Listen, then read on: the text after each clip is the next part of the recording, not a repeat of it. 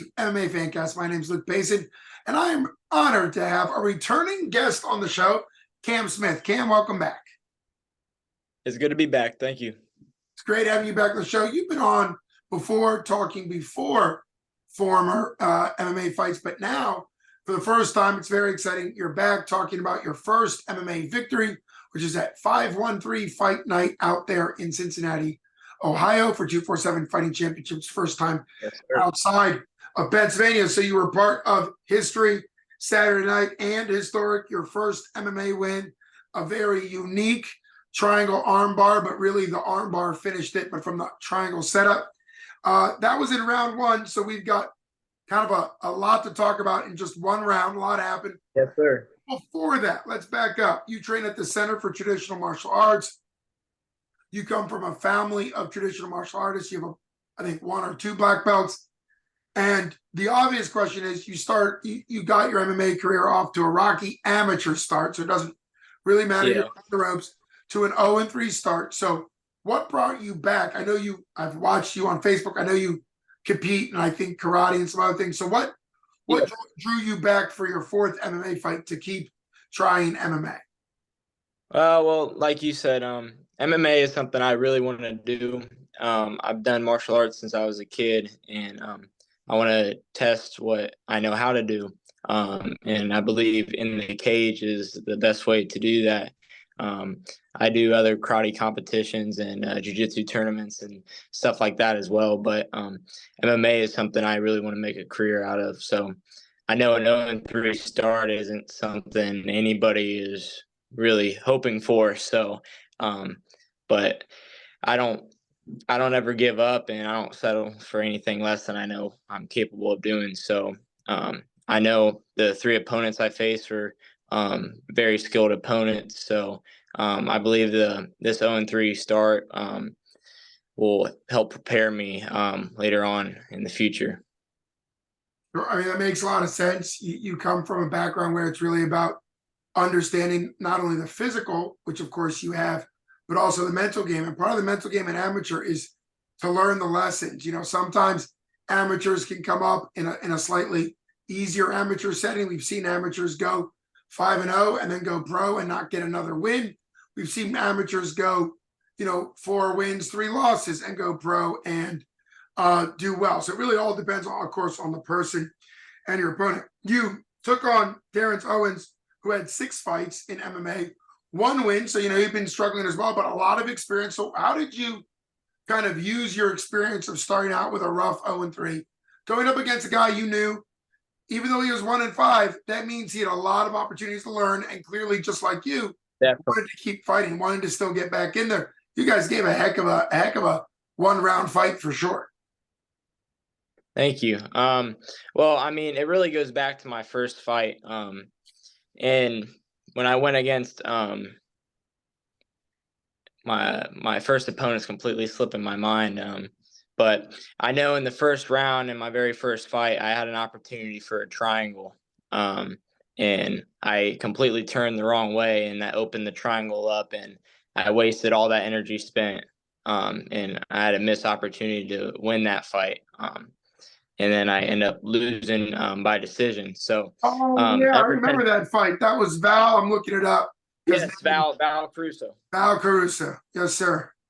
Yeah, so I spent a lot of time in that first round trying to set up that triangle, and when I got my leg over, I tried to lock it too soon, and then I turned the wrong way to finish the triangle, and it just opened it up, and it ruined it. So, ever since then, we have been drilling triangle over and over again, and on top of arm bars. So, coming to this opponent, watching Terrence Owens film, he seemed more like a striker. So we figured this fight would stay standing. And honestly, that's what I wanted, to keep it standing. I wanted to show more of my striking skills. But the fight got taken to the ground. And when I got on the bottom, I knew I wanted to work in a triangle. So I'm very glad that from my first MMA fight, I was able to learn from that mistake and capitalize it on this one. Yeah. So talk about, I mean, that's life, right? When it comes to life for MMA, sometimes you've trained something, but in the moment, under the pressure, there's obviously adrenaline, a lot of stuff. You just turn the wrong way. It can happen to anybody. Great that you learned from it. Talk a little bit about this setup and what made you decide to go for more of an armbar. I believe he ended up tapping to the armbar within the triangle. I know Tapology has it listed as a triangle choke. I believe being cage side, and of course you've been in there, that it was more of an armbar within the triangle, which is a great opportunity for people to realize there's multiple submission opportunities within a submission. And sometimes people don't realize that there's other opportunities out there. But anyhow, walk us through the actual leg positioning and what made you go for the armbar, and even maybe just describe, because it's not a secret, describe how you do an armbar within a triangle. Most people that know BJJ would know that typically from the leg triangle, you would step a leg over to go to the more traditional armbar with a leg over, and you stayed inside triangle. So talk about that, some of the nuts and bolts. Yeah, so I mean, starting back to when we went down to the mat, I know you kind of tried a guillotine choke, so I kept an underhook to kind of work my way out of that, and I got into guard. When I got into guard, I could relax a little bit. I wanted to make sure I kept his head down so he couldn't posture up. I didn't want to just throw in the triangle immediately, which it's tempting to try to go for it right away, but I didn't want to lose any position or get past in guard. So I was just patient, waiting until I could trap his arm enough to open it up and slip my leg over and through. So I'm glad I was patient with that, and I was able to work my leg over and across. Once I got my leg over top, I was able to grab it, get my underhook, and turn and twist to try to finish the triangle. Being up against the cage wall kind of changed the pressure and how everything happened with that. So, like I said, after my fight, that's the beauty of triangle.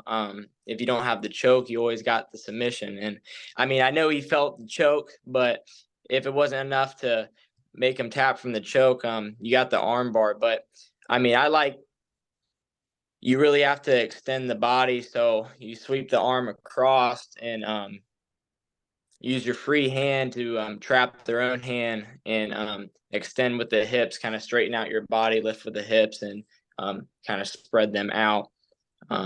That's how I typically finish that the triangle arm bar. So, but yeah, I mean, it's really not the best situation to be in if you're the opposite person. You got the choke, you got the arm, and it's at that point you don't got a whole lot of tools and whatnot. So there's a lot of combination stuff going on in there, and I think I even threw in some punches at the end to just add to it all. So I didn't even know there was a tap or anything. I thought the ref just came in and stopped it, but rewatching the film, I could see the tap. But I definitely think the arm bar is kind of what sealed it. So yeah, it certainly seemed like that. Of course, he would know the most, being the one who tapped. I saw a tap, but you gave a great little nugget there. Part of you being a fighter is you listen to the referee, right? They gave a great, they were some of the more precise referees during the rule meeting. Some referees a little more laid back. They kind of went through a whole thing. I thought they did a great job kind of setting up what they're expecting, but obviously you stop when the referee says stop. What's interesting is, for people who may, I guess in a way, want to see this setup that you did at the highest level, this is really the submission that got Chael Sonnen after almost winning, 23 and a half minutes of winning that incredible fight versus Anderson Spider Silva. The difference there was Chael sat on his butt, threw his legs over for kind of like a leg defense, where you put your legs up over on the person's chest and pull back. It ended up not being effective, and it was one of those things where it certainly looked like Anderson threw in not only the triangle but then the armbar. So it's been done, but it's just a more unique one. You don't always see that combination. So Another little definitely. thing, another little tweak. I'm pretty Yeah. sure I saw this because I was on that side of the cage. I'm pretty sure I saw it. It looked like, and a lot of people make this mistake. It's how you learn as a white belt, even if you're not in a triangle, just a regular armbar. You learn to kind of hug hand or hug the arm to your chest, but that can be helpful. But one of the problems is the arm will bend more if you slide it off your chest down into Hmm. what I call the armpit area, because there's a Yeah. huge difference. And from my memory, watching it live, so that could be risky. It looked like that's what you did. Because he was in the triangle, you kind of brought it off to the side where you like the hole by your hip. Am I right there? You kind of sunk it Yeah. down by your hip, Yeah. and you got more. Do you know that gives you more play? Is that something? That's something that you're aware of as opposed to hugging it to your chest. Um, in class, we got people that are like double and like triple jointed. So, um, working on joint locks and arm bars and stuff like that, grappling with people like that, you tend to can't. They don't tap if you just bring it to your chest and lift. They can just resist that all day. So you need that extra leverage to and more space to say to kind of bring that arm back to an extent where they have to tap. So that's something we've worked on. I've worked on with my grappling coach a lot. And rewatching the fight too, even before triangle. And I know rewatching the fight, listening to the commentary, I definitely could have had an armbar or set up an armbar between there. So even without going into the triangle first, just watching how his hand placements were. So armbar is something we're going to drill even more, and um, we're going to keep at doing it with triangle as well. So Yeah, well, that kind of smoothly transitioned us, Cam, into like what you want next. Typically, people in MMA, it's like, oh, I want to take the next MMA fight. But for you, got a lot of doors open. You're traditional martial artist. You compete in karate. You're very young, 21. So, are you at the point where you're gonna kind of channel all your traditional martial arts to really make you're already 4 fights into your MMA career. Are you going to continue to pile on the MMA fights and make a run, or is this kind of a part of your bigger martial arts career? There's really no wrong answer here, but like, what's your thought pattern going forward? I really want to use this momentum and create a run with it. Mm. Getting that first win out of the way was huge. It's like clearing that blockage, that mental blockage. So now that I got that first win out of the way, I can build off of it and go on from there. I want to get in the cage as often as I can. I didn't take any damage from my last fight, so that's a good thing. I can get back to training and get back in the cage as soon as possible. I want to get as many fights as I can in a year. So if um if I can get one on your guys' next card, which I'm hoping to October 21st, back in Pittsburgh, I love that. That put me at 5 fights in a year. So I think that's a really good pace. I want to get used to being in the ring as much as possible. Taking a few months off without having a fight, you kind of being in the cage with all the lights kind of goes away. So having a fight every other month or so, if my body allows it and healthy enough, kind of gets me used to it more. So I want to build on this pace, and I want to get right back in the ring. Oh, that makes a lot of sense. I always like to bring up the head matchmaker for 247, Jim Mooney, and it's always exciting. The turnaround's going to be quick, not only for you potentially as a fighter, but also 247's going right from being out in Cincinnati, which was a great experience, turning around to the 20th and 21st. You mentioned the 21st for MMA, but also the 20th is the second Yep. Sprawlenberg, which Yeah. wow, Exciting. yeah, super exciting. Lot of opportunities. So between the two nights, that's something like 35, 40 matches when you add up. So there's a lot going on. Certainly, I would love it if you got matched up. I know Jim Mooney's got a lot of matchmaking to do, but that is something that they always look for, right? Is, are you healthy? What's the opportunity? Who could you fight? In Pennsylvania, you'd still be at sort of the novice rule set because of your record. Yep. What was it like? You didn't get a lot of ground and pound experience. You mentioned being able to punch him in the head on the ground, you know, from. Yeah.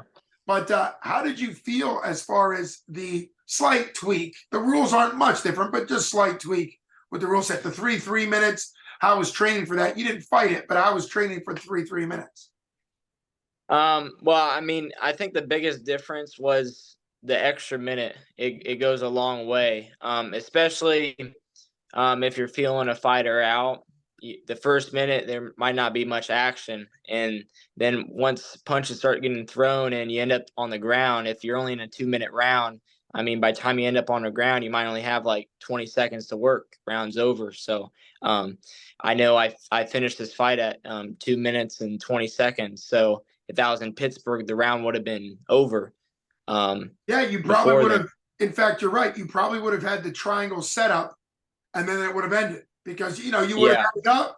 You wouldn't have had enough time to kind of reposition. So Mhm. I mean, we'd have to rewatch the fight and really break it down. But yes, you would probably not have gotten the submission, and that's you know it's a disadvantage. I like the Pennsylvania rule sets because they're designed to protect novice fighters, give them an opportunity to grow and learn without Definitely.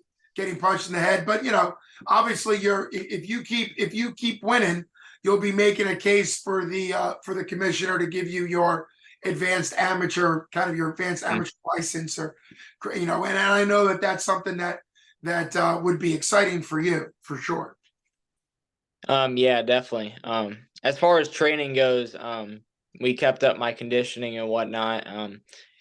Overall, my last fight too was in Ohio, so we got back to the 3 minute rounds and the ground and pound. So training's been kind of normal as far as the conditioning go.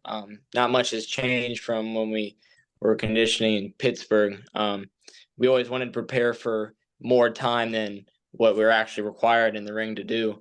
So, like I said, that extra minute goes a long way. So if you're not conditioned, then that extra minute's going to drag out, which definitely can tend to happen. But it can also give you an opportunity to finish a technique or something if you end up on the ground. And opening up the head to ground and pound, I know that kind of changed my first fight in Ohio, my third fight. That kind of changed how things went on the ground. Instead of just automatically looking to defend like a submission attempt, I was more worried about getting hit in the head. So that's a mistake that I learned from a couple fights ago. So, but just the different rule set kind of opens you up. And again, it's all experience. So just improving, and this will just help me get to the next level. So. Yeah, I mean, it makes perfect sense. You've got a great game plan. I can't wait to continue to follow your career. It's been great to be able to catch you on the beginning of your career, be able to sit cage side, and I'm pretty sure commentate on your first ever MMA fight. Now to be able to see you kind of get that big first win and continue to push forward in MMA, it's really always awesome. I don't know if we mentioned it, we talked around it, but you train out of the Center for Traditional Martial Arts. Always want to give credit to your home gym. I know Yeah. that's like a connection for you. So can't wait to see you back. And if it's not in October, which I know would be your 1 year, hopefully you'd be able to make the trip because 247 is doing another doubleheader in December 15th and 16th, I think that range. So some very exciting things. And I'm looking forward to whenever you fight next. You've been listening to Luke Basin with MMA Fancast and victorious Kam Smith. Thanks so much for coming on the show. Thank you for having me, sir. Always an honor. You take care. All You right, too. all right. Yep.